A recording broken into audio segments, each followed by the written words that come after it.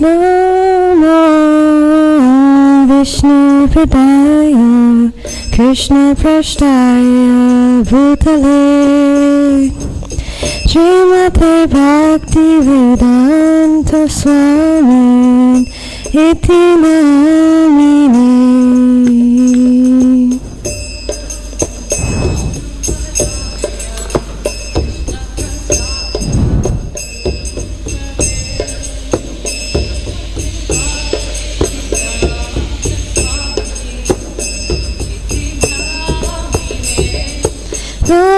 Namaste Saraswati Devi Goswamini Pracharine Nirvashesha Shunyavedi Paschatya Dishatarine.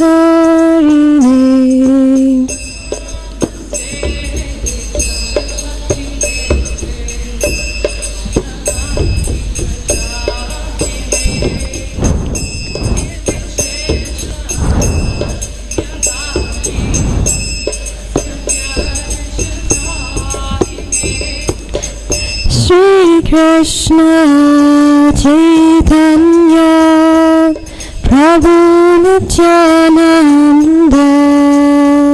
Shri Advaita Gadadhar Shiva Sari Gaura Bhaktavinda.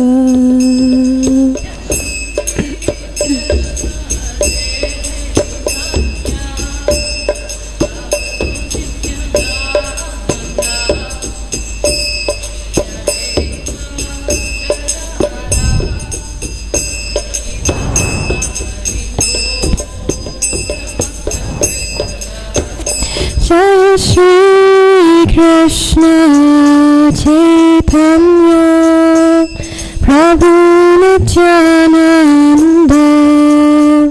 Shri Advaita Gadadhar Shiva Sari Gaura Bhaktavinda.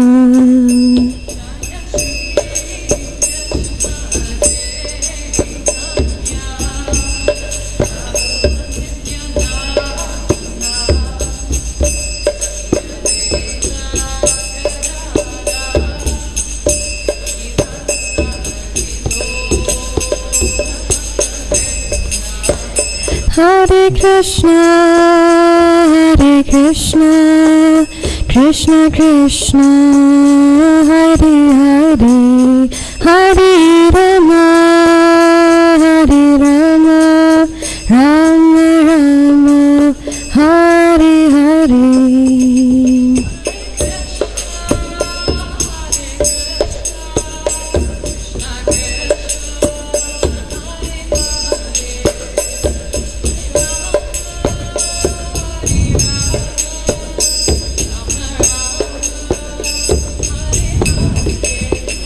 Hare Krishna, Krishna Krishna, Hare Hare, Hare Rama, Rama Rama, Hare Hare.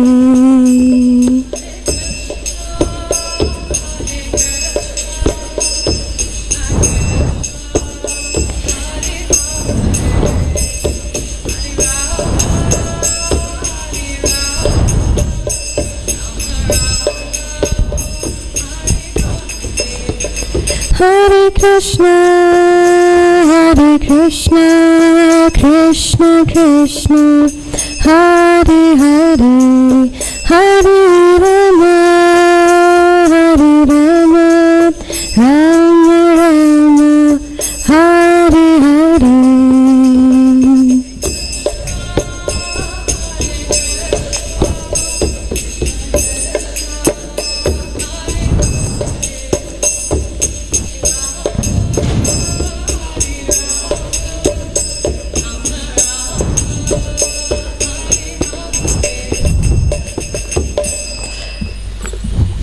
Srila Prabhupada ki, Anantakoti Vaishnava Vrinda ki, Gaur Vrinda.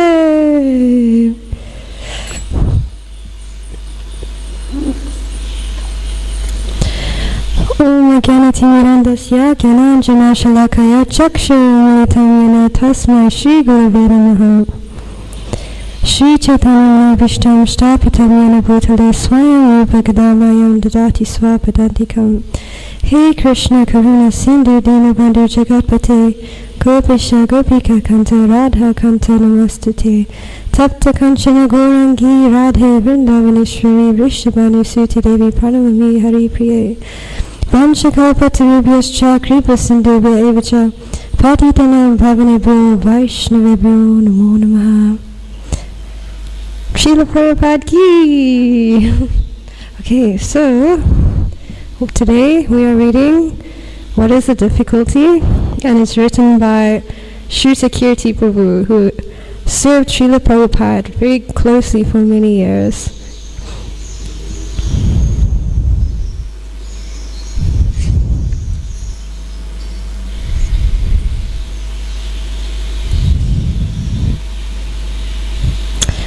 So we are on pastime number 59, called This Music is Very Nice.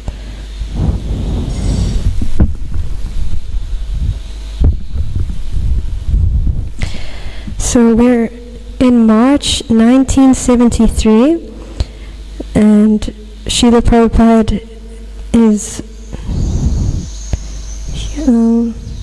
he's flying from Hyderabad to Mumbai. Srila Prabhupada's actions were ever fresh. After 8 months of being his personal servant, I thought I had a good understanding of how to act and what to say in response to his questions, so I did not get into trouble. I considered that our relationship was strictly spiritual master and servant. Over time, though, it became apparent that Srila Prabhupada wanted me to speak freely and honestly when he asked a question. He was very kind. I never felt he put me on trial. One day, as Srila Prabhupada and I entered an airplane on Air India, Indian classical music was being played over the intercom. We walked to our seats. As always, Srila Prabhupada took the seat by the window and I sat down beside him. The music continued. "Do you like this music?" he asked, smiling. I stared at him with an empty glance, thinking, how can I tell him I like this music? Sure, it sounds nice, but there is no chanting of the Lord's names going on. It is only instruments playing. That can't be Krishna conscious. Speculating fearfully, I missed my opportunity to be intimate with my loving spiritual master and said nothing. "This music is very nice," Srila Prabhupada mercifully said. "Yes, Srila Prabhupada," I answered with relief. "It is nice." I felt like a cheater, unable to be honest. I was so concerned about the outcome of my answer, I forgot that Srila Prabhupada was a person with likes and dislikes. He heard the music and remembered Krishna. I heard the music, calculated it was Maya, and wondered how to answer in a Krishna-conscious way. So here Shrutakirti, he's trying to avoid looking like he is in Maya. He's hearing the music thinking, well, I can't appreciate this music, can I? Am I allowed to appreciate this music? Because the Lord's holy names aren't being chanted there. So he thought he better not say anything to Prabhupada because he did appreciate the music. And he thought, I'm so much in Maya for appreciating this music. But then Srila Prabhupada surprised him and said, actually, it's very nice music. He appreciated it. Srila Prabhupada appreciated anything good. And he saw everything in perspective of Krishna consciousness. He didn't look at anything and think, it's just Maya. Or even if he did look at something in relation to Maya, it's always only in the perspective of Krishna consciousness. So that's Krishna consciousness. Not hearing something and thinking it's just Maya, but thinking in relation to Krishna. How does it all fit and how does it all work in relation to Krishna? And there's that verse in the Bhagavad Gita which says, that anything beautiful in the world is just a spark of Krishna's splendor. So this music, it is beautiful. So we can consider it as being that one of those sparks of Krishna's splendor. Anything beautiful in this world, it's just a spark of Krishna's splendor. Everything can be related to Krishna all the time. And now pastime number 60, I call it Saint Hellish. So it's April the 2nd, 1973, and now Srila Prabhupada is in a train from Zurich to St. Moritz in Switzerland.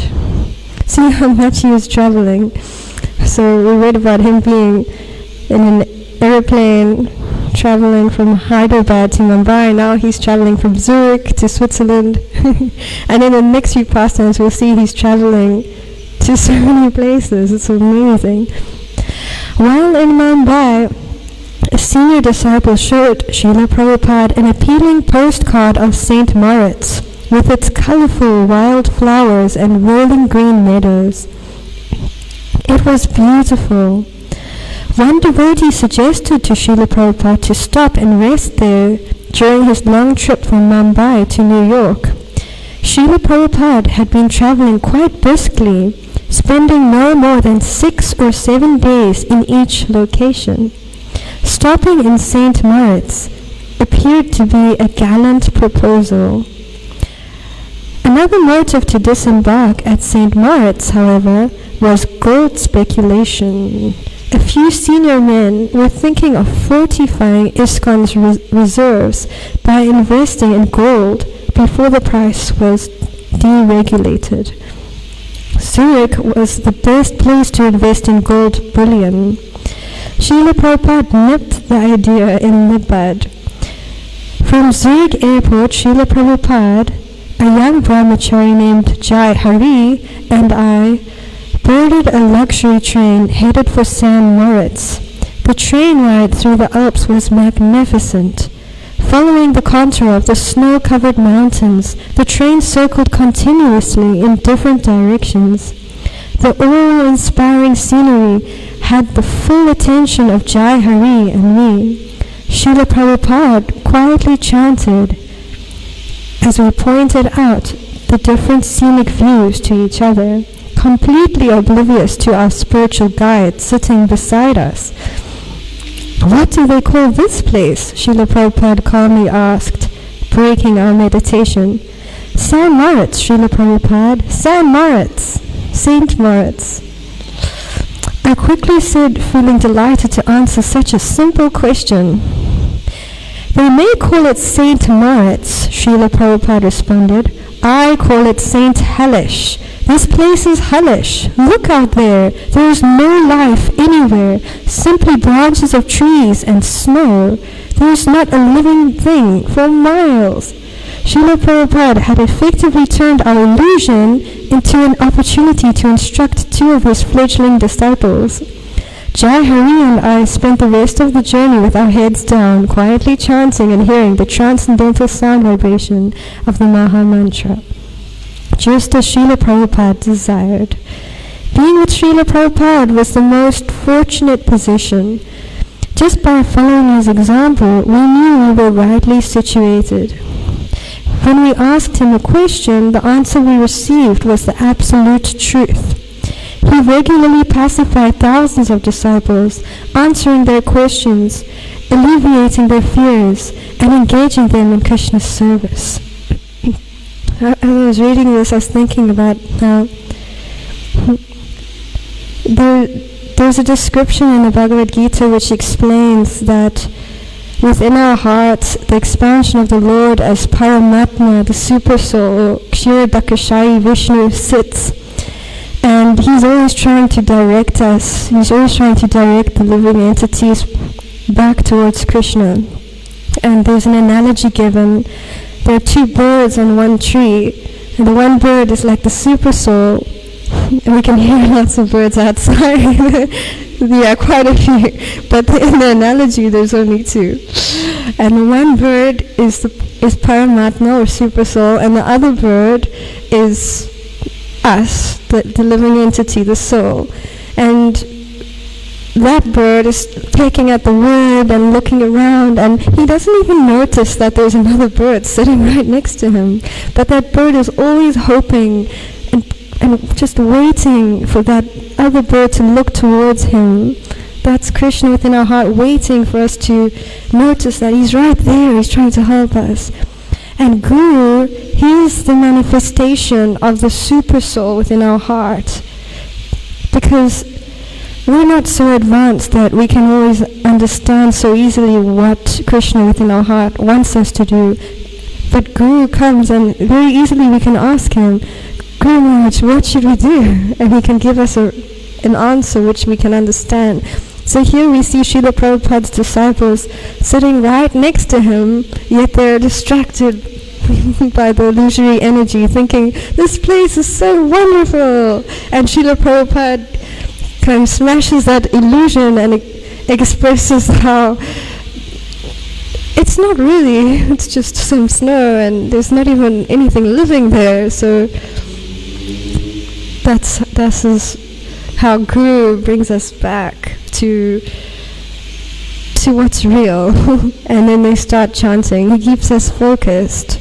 So Guru from within the heart, or Krishna from within the heart, manifested as in the form of our spiritual masters, he's always bringing our attention back to our focus. And then Shrutakirti says about this that Srila Prabhupada, please free me from my attachment to the mountains of Maya so that I can hear your kind and gentle instructions.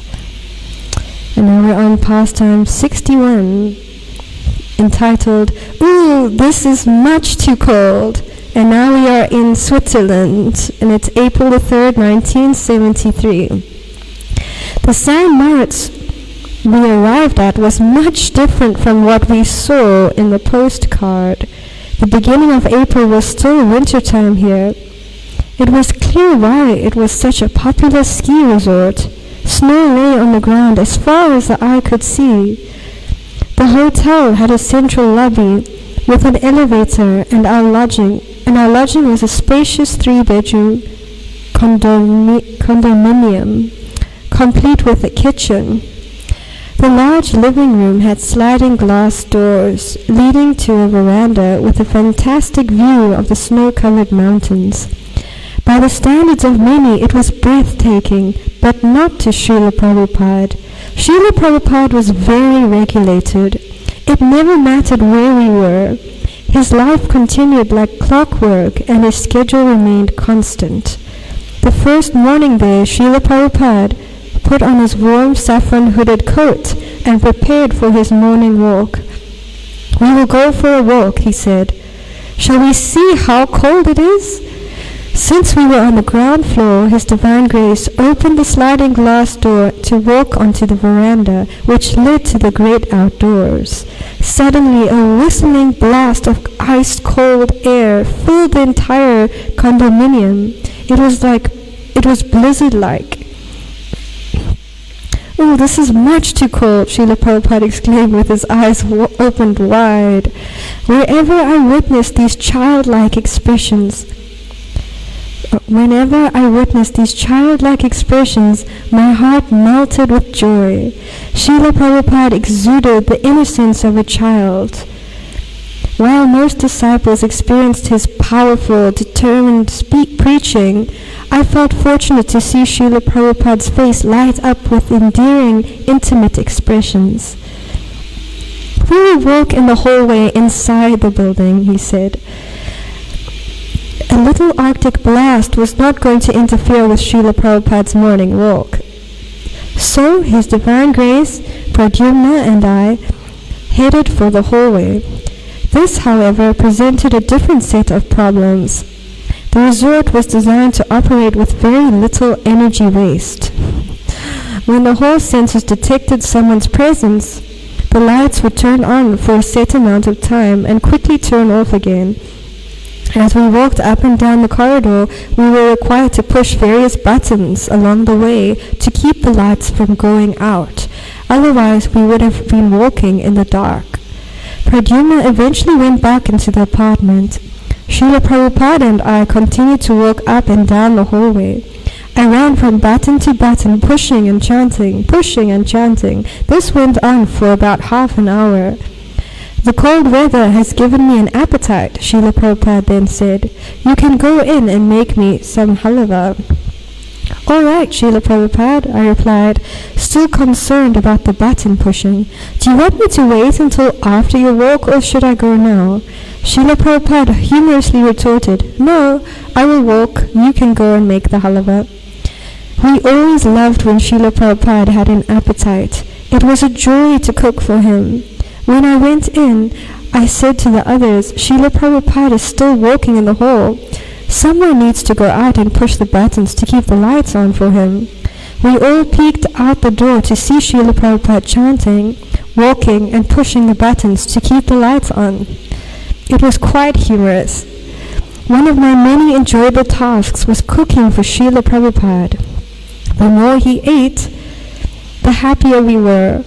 Our other most enjoyable activity was watching Srila Prabhupada as he did anything. It was always an education for us. As it says in the Bhagavad Gita, how does the devotee walk? How does he act? Being with Srila Prabhupada gave us first-hand experience of how a person from the spiritual world lived every moment. He never disappointed us. Jai Srila Prabhupada. So in South Africa, I've never really seen a place like that where the lights turn on and off when you walk. But when I was in Poland with Inja Maharaj and the festival tour, we were staying in a school, and the school was set up like that. So when you walked into an area at night, then it would light up, but as soon as you leave, then it would go dark again. So those kinds of things happen overseas there like that. And his disciples were running around pushing buttons for him so that the lights are not going out. And here Sri Takirti is also appreciating this quality of Srila Prabhupada to be very childlike, very childlike and very innocent. And there's another pastime like that with when Srila Prabhupada, well, there's a few, but I was thinking of one where somebody's child walked into the temple room while Srila Prabhupada was giving a class, and the child was dressed as a sannyasi. You know, he was playing dress up, and he had a little danda, and he came in and he kind of disturbed the class, and Srila Prabhupada said, "Oh, where have you come from?" Well done, this little sannyasi is traveling and preaching. And he called the little child over to him, and he gave him so much attention, and he behaved himself like a child with this little sannyasi boy, just playing along with the game. And that also just revealed his nature, being very humble and meek and childlike. And Srila Prabhupada, he had many aspects about his character which were revealed at different times. Like one of his disciples was expressing that when he was going to offer flower petals to Srila Prabhupada during Guru Puja, he expected that when he got to the Vyasasan, he would see Srila Prabhupada as being this powerful kind of what is a word that says scary to behold? Like, what kind of word? This kind of fearful character because he's so powerful and so advanced. But when he got to the Vyasasan, Srila Prabhupada bowed his head down and he expressed the most humble disposition that his disciple had ever seen. And then his heart melted and he realized who Srila Prabhupada really was. The greatest devotee sees himself as the greatest servant. All of our services that we do in the temple, maybe we're managing things, maybe we're sweeping things, maybe we're cleaning things, maybe we're dressing the deity, the designations of those services are temporary. Although devotional service itself is absolute, those designations are all temporary. But that designation of being spiritual master to thousands and thousands of people, like Srila Prabhupada was, that's not a temporary designation. That's an eternal commitment. So this great personality is so great because he has given an eternal commitment to saving thousands of souls. And thus he's the greatest personality. The greatest personality sees himself as the greatest servant, and that's what makes him the greatest. All glories to Srila Prabhupada, and all glories to his disciples and his followers. Thank you so much for coming to the evening program. Srila Prabhupada ki! Ananta Koti Vaishnava Vrinda ki! Go Pranande!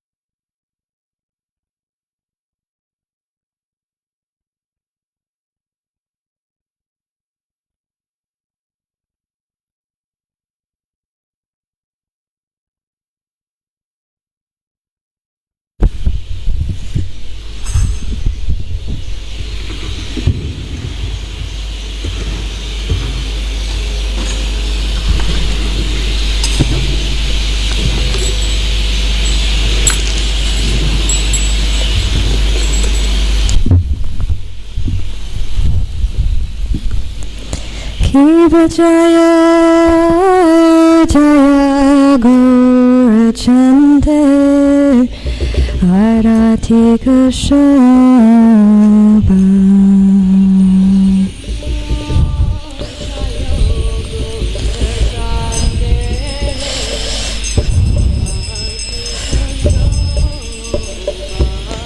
Jahana Vitatavane Jagam